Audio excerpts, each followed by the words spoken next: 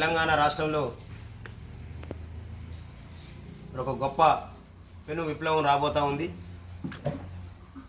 మరి ఆ యొక్క విప్లవం బీసీ విప్లవం మరి మధ్యకాలంలో చూస్తూ ఉన్నాం. ఈ రాష్ట్ర జనాభాలో సగానికి పైబడిన బీసీలకు రాజకీయంగా, ఉద్యోగపరంగా, వ్యాపారపరంగా అన్ని రంగాల్లో కూడా మరి వాళ్ళ అన్యాయం జరుగుతున్నటువంటి పరిస్థితి.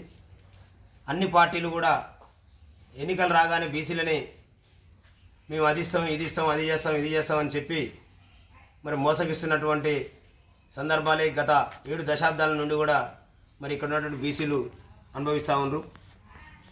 మరి ఇప్పటికైనా ఈ బీసీ సమాజం మేలుకొన్నది కాబట్టి మరి యొక్క పార్టీల వైఖరి కూడా మార్చుకుంటూ మరో మార్గంలో బీసీలని మోసం చేసేటటువంటి కుట్రలకు తెరలేపుతున్నటువంటి సందర్భం చూస్తూ ఉన్నాం.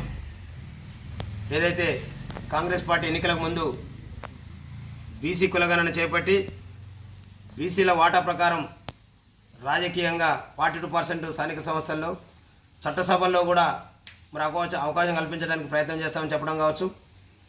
మరి వాణిజ్య వ్యాపార రంగాల్లో 42% రిజర్వేషన్ కావచ్చు, బీసీ డిక్లరేషన్ కావచ్చు, ఎంబీసీ బీసీ కులాల కార్పొరేషన్ ఏర్పాటు చేసి మరి సంవత్సరానికి మరి 20 కోట్లతోని మరి 5 సంవత్సరాల్లో 1,00,000 కోట్ల బడ్జెట్ కేటాయించి మరి ఆ యొక్క బీసీ కులాలని ఆదుకుంటామని చెప్పినటువంటి విషయం కావచ్చు. మరి బీసీల ఉన్నత విద్యకై 10 లక్షల రూపాయలు విద్యార్థులకు ఇస్తామన్నటువంటివి కావచ్చు.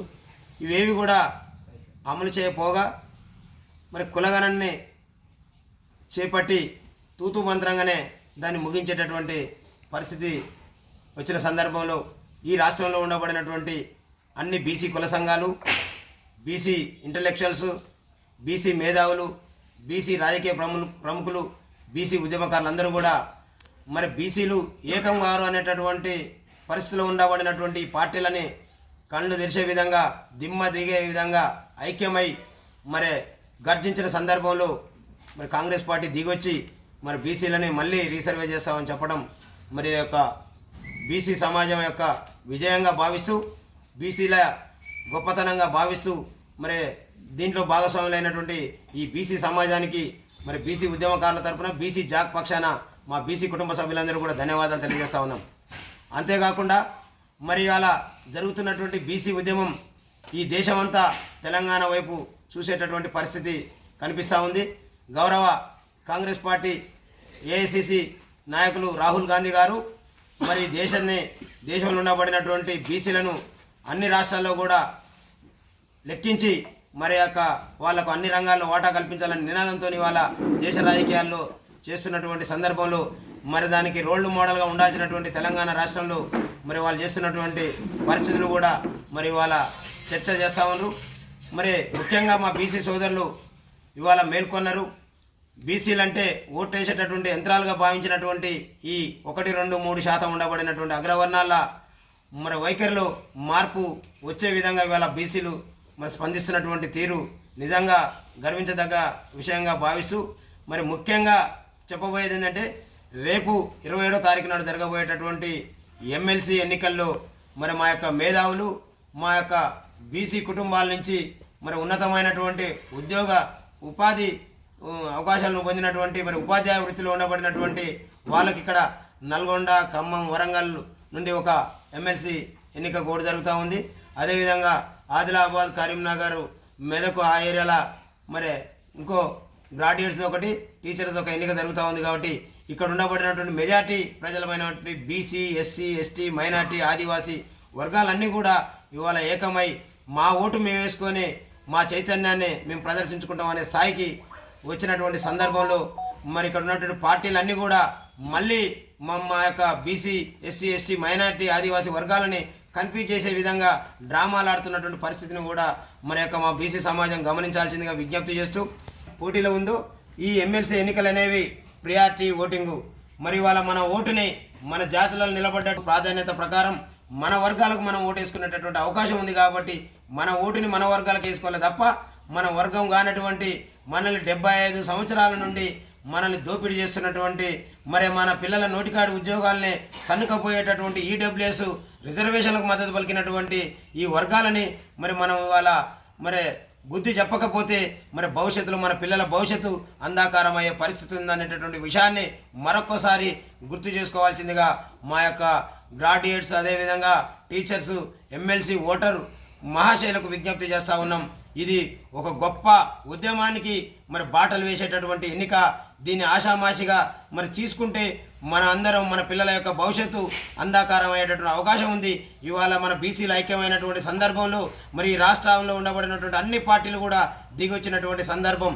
మరి ఇవాళ మనం అందరం ఎవరికి వాళ్ళం మన అంతరాత్మ సాక్షిగా తెరచాటుకు పోయి మనం వేసేటటువంటి ఓటుని 75-80 సంవత్సరాల నుండి మనల్ని దోపిడీ చేసి మన రక్తాన్ని పీల్చుకొని మరి వాళ్ళ మన రక్తాన్ని పీల్చుకున్నటువంటి రూపంలో సంపాదించినటువంటి సంపాదనతోనే మరి ఈనాడు బీసీలు ఎవరు కూడా ఖర్చు పెట్టుకునేటటువంటి దమ్ము లేదు.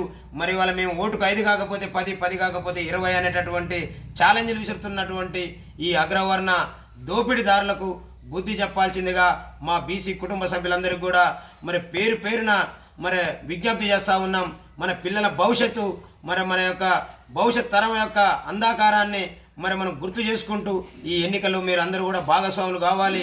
దయచేసి ఇక్కడ ఉండబడినటువంటి అన్ని వర్గాల బీసీ సంఘాలు, బీసీ మేధావులు, బీసీ ఇంటలెక్చువల్స్ చేసే పోరాటానికి మరి మీ ఓటే మరి అస్త్రంగా భావించి మీ ఓటు మరి ఆ యొక్క రిజల్ట్కు మరి యొక్క ఈ మార్పుకు పునాదిగా ఉండాలని విజ్ఞప్తి చేస్తూ మరి యొక్క టీచర్స్ ఎన్నికల్లో మరి ఇక్కడ ఏదైతే ఈ వరంగల్, నల్గొండ, ఖమ్మం సంబంధించినటువంటి ఎన్నికల్లో మరి పూల రవీందర్ గారు అదేవిధంగా సుందర్రాజ్ యాదవ్ గారు మరి వీళ్ళిద్దరినీ కూడా మన యొక్క సంఘాలు గుర్తించి మరి వీళ్ళకు మనం ఓటేసుకోవాలనేటటువంటి మరి విజ్ఞప్తి కూడా చేయడం జరుగుతూ ఉంది. ఇక్కడ కొద్దిగా మేధావులు మరి ఉపాధ్యాయులందరూ కూడా గమనించాలి.